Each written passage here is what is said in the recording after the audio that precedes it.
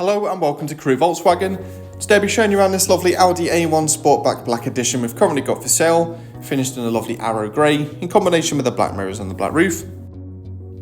It's got that 1.5 TFSI petrol engine producing 150 PS with that brilliant Tronic automatic gearbox on board as well.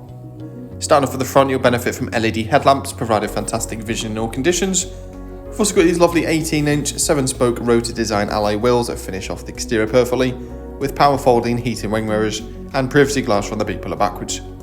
There's a generous amount of boot space also available, including split folding seats and that adjustable boot floor which is currently in its lowest setting.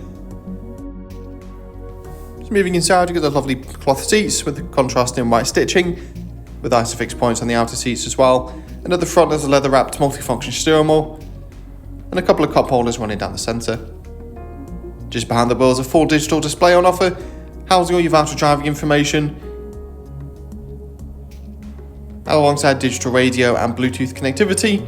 You'll also benefit from Apple CarPlay and Android Auto. This allows you to mirror apps from your smartphone directly onto the screen, such as Google Maps, Waze, Spotify and many more.